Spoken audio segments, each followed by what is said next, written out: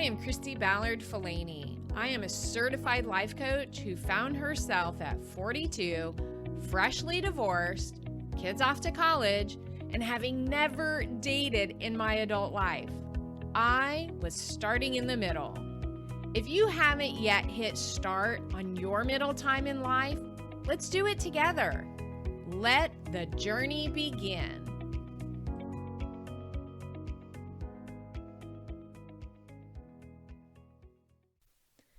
You are listening to Start in the Middle, episode 32. Hey, how are you guys doing today? I tell you what, I am amped. I'm so pumped. I am so jazzed. And I just want to share that with you. I hope that you are having a fabulous day. So, as I mentioned before, I always like to record these ahead of time, just so that we don't fall behind on each other. But today is actually Saturday, the Saturday right before Valentine's Day.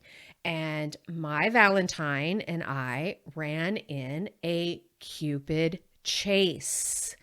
And we had the best time. Okay, I had the best time. I did amazingly for myself, if I may say so myself, and I'm giving myself a pat on the back. But I actually did PR, which means that I set a personal record for myself. I ran my 5K in 32.29. That's good for me. That's almost shaving off 2 minutes of my time. And the other cool thing about it is that I got second place in my age group. But you know what's not cool? The fact that they only gave a placement medal to first place. I mean, hello, what race organization does that? I mean, at least they usually do 1 through 3. So anyway, I did get a finisher's medal. Yes, a lot of people did get a medal for crossing the finish line.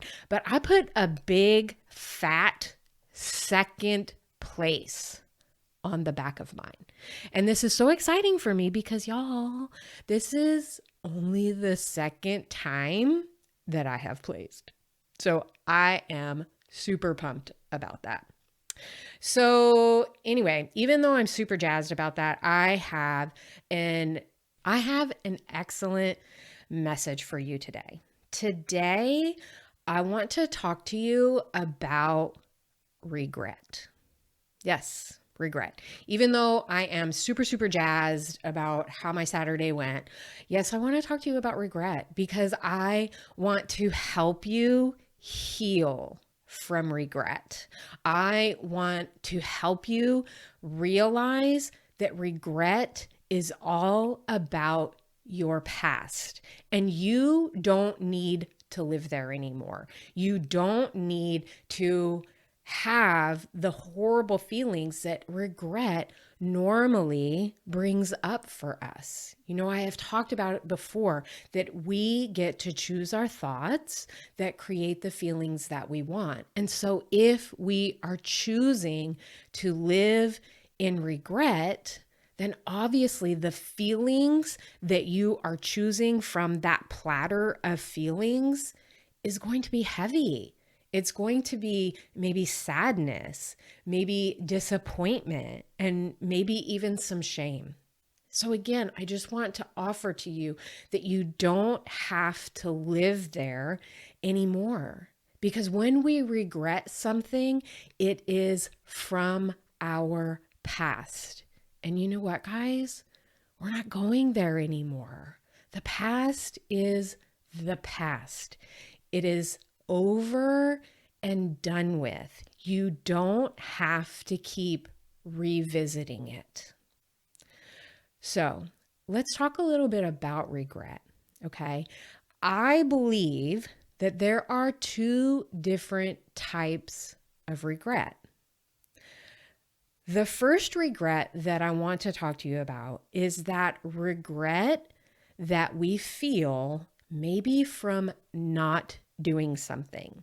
The regret that maybe we allowed our dreams to pass us by. Maybe there was something that we really, really wanted to accomplish, that we really, really wanted to do, and we didn't follow through with it. And so our brain keeps bringing up the fact that we didn't follow through. I wish I had done that. I really wanted to see that happen, but it didn't happen. And so sometimes we have our brain on repeat of the regret that we may be thinking about over having not accomplished that goal or having not done that thing, right? And so we come back around, we kind of let it loop around in what it is that kept us back or what it is that held us from accomplishing that thing, right? And so our brain plays it on repeat, on repeat. So again, when we're thinking those thoughts of, oh, I wish I had done that, then what sort of feeling are you creating for yourself? All right. So here's an example for you. This morning, after we had run our race, my husband came up to me and he said, hey, they're doing interviews over here for the local TV station. And he asked me if I wanted to interview. I said, oh, no. He said, but what about you? Why don't you do it? And I was like, oh gosh, no, I don't want to do that. I'm not going to do that. And he was like, well, you can talk about your coaching program. And immediately, like, my antennas popped up and I was like, oh my gosh, yeah, I could totally do that. Right. And so I got that excitement. And you know what? In the beginning, when he suggested, hey, why don't you go interview? Like, fear bubbled up. And I'm like, no, I don't want to put myself in front of a camera. And I don't want to put myself out there like that. But then when he talked about maybe the possibility of promoting my business or putting myself out there to find you, my perfect clientele, I was like, oh, heck yeah. I'm going to do that. And so I did. In my brain, it popped up into my mind before I had said the yes, is that this is one of those times where you may say no and you may walk away and say, man, I wished I had done that. And did you notice how I said it was fear that talked first? It was fear that first said, no, we're not going to do that. We're not going to put ourselves out like that. Okay. But I knew, had I said no and I had gotten in the car and drove away, I would have been saying to myself, girl, this is your opportunity. This is a chance for you to get in front of a camera and possibly reach out to those women who you are desperately, desperately trying to help. Possibly reach out to that clientele who probably needs to hear your, hey, we're not regretting things anymore. We're leaving in the past, right? So I went ahead and I went up to the cameraman and I said, hey, I heard you're wanting people to interview. And he's like, oh, yeah, you want to do it? And I'm like, yes, I do. Yeah. I put my big girl panties on and I said, yes, I do. And so it was so funny because he started asking me all these questions about, well, why are you here today? And did you bring someone special with you? And are you going to watch the Super Bowl? Sorry, no. And what sort of, let's say you did watch the Super Bowl, what would you like to eat? And I was like, okay, yeah. And then he said, okay, thank you, and clicked the camera off. And I said, do you mind if I promote my podcast? And he was so sweet. And you know, honestly, I don't even know if it is going to make airtime. I don't even know that. But you know what? That fear of standing in front of a camera and putting myself out into the world almost stopped me from doing it. Almost stopped me from doing it. And so when I said, wait a minute, this is exactly the thing that I don't want my clients to do. I want them to take that step from fear. and to allow that fear to propel them forward, to allow that fear to bubble up inside of them and be the excitement that pushes them towards growth. That's what I want for my clientele. That's what I want for me. That's what I have been doing for myself for the last 5, 6, 7, 8 years. I have been pushing my own envelope so that I wouldn't have regrets. So that's what I want for you too. When an opportunity like this comes to you and you have that little bit of, oh, I don't know, or that little bit of, man, I don't know if I want to put myself out there, step out in faith. Let that fear propel you forward. If there is any little bit of thought that comes to your mind of, man, I might regret this later, do it. Do the thing. No matter how small, no matter how big, even if it is just one step towards that bigger goal, do it. You will not regret it. All right, let's switch gears a little bit. So the other regret that I mentioned to you is possibly the regret of something that we did do. Something that we did that we are now thinking to ourselves, man, I really wish I hadn't had done that. And this is the type of regret where maybe sometimes we might feel a little bit of shame, maybe some disappointment in ourselves, or maybe even some embarrassment. So this is that regret that we did something that maybe we didn't intend to do, or maybe we did something and it ended up not happening the way that we wanted it to happen. And then because of that, our brain keeps bringing it up and offering us that regret, those thoughts of regret. I wish I hadn't have done that. I wish I hadn't have played a part in that. And the shame continues to come back up, or the disappointment continues to come back up. So here's what happens when our regret surrounds something that we did that we are not proud of. And I want to share a story with you. You see, for years, I carried around some shame from an event that had happened when I was not operating as my best, highest self.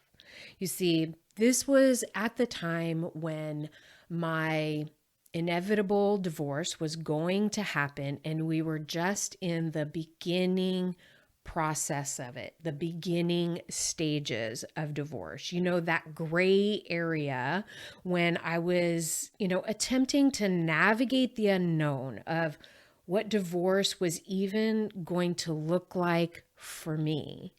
And while I was trying to keep up the facade, of everything is going to be okay, for both my family and my friends, and really trying to convince myself of that, an event happened that I'm ashamed of. And the thing about this is that I really felt like I had let some people down that were extremely close to me. I really felt like, in particular, like I had let my son down.